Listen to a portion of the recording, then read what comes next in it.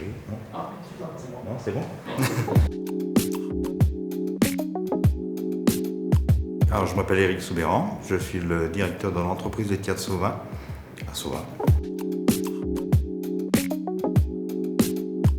C'est une entreprise qui a une longue histoire en fait. La première pierre date de 1930 et après cette entreprise a évolué pour finir mal en début 2012.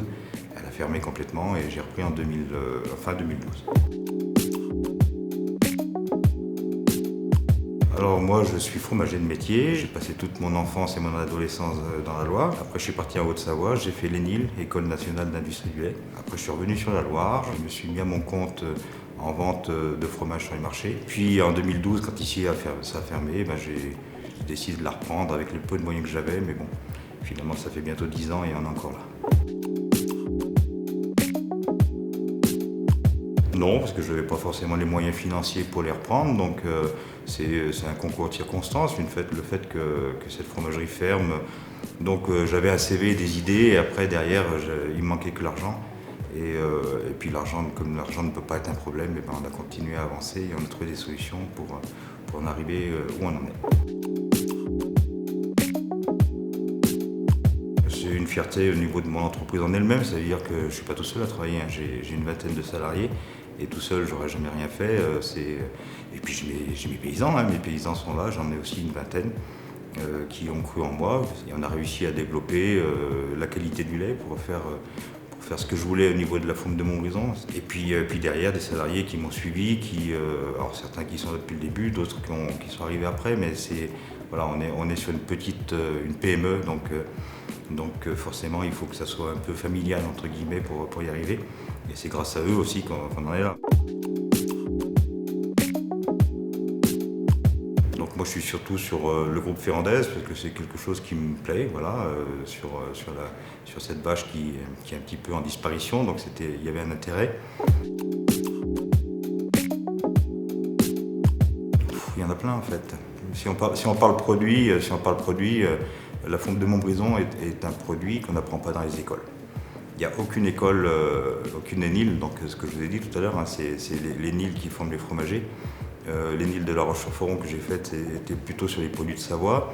L'ENIL d'Aurillac est plus sur les bleus, mais sauf que la Montbrison, c'est ni un bleu ni un produit de Savoie, quoi. Donc c'est un produit à part, avec un croûtage orangé qui est très difficile à dompter.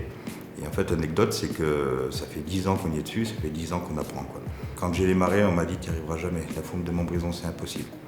Tu n'arriveras jamais aussi à faire quelque chose de tes agriculteurs parce que c'est des gens de la montagne, ils sont trop compliqués. » Ça fait 9 ans et les relations avec mes agriculteurs, enfin il me semble, après je sais pas, il faudra leur poser la question, mais il me semble qu'elle est plutôt bonne et qu'on arrive à évoluer et qu'on a fait évoluer aussi le produit fonte de Montbrison. Était à 450 tonnes en 2012, ils vont dépasser les 700 tonnes cette année, en 2021. Notre fonte de Montbrison a un cahier des charges qui était adapté à certainement ce qu'il faisait il y a 20 ans. Mais maintenant, les demandes du consommateur fait qu'on est obligé de modifier notre produit, on est obligé de s'adapter au climat, s'adapter à plein de choses. Et c'est partant de ce constat-là qu'on s'est dit il faut réagir et il faut qu'on se donne un projet à 10 ans. Et les groupes de transformation sont là pour ça.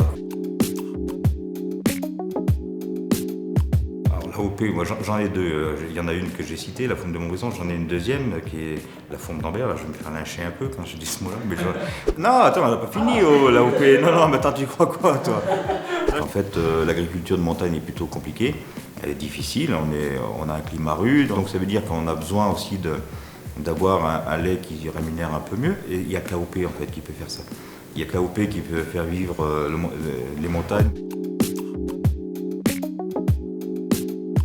Forcément, il faut faire évoluer aussi nos façons de travailler. Donc surtout au niveau agricole, on va dire, où on doit s'adapter. Il faut qu'on puisse nourrir les vaches, il faut qu'on puisse avoir de l'eau pour nos fromageries, parce qu'on consomme de l'eau quand même, nous aussi. Nos agriculteurs ne sont pas des gens pourris qui sont en train de polluer et de détruire la planète. Au contraire, ils sont là pour la soigner et pour nourrir les gens. Et nous, on est là juste le complément, nous on est à la suite, quoi. Ça veut dire qu'à un moment donné, le fromage a été inventé pourquoi? Pour pouvoir consommer du lait au moment le lait se garde pas longtemps alors que le fromage se garde longtemps. Le fromage.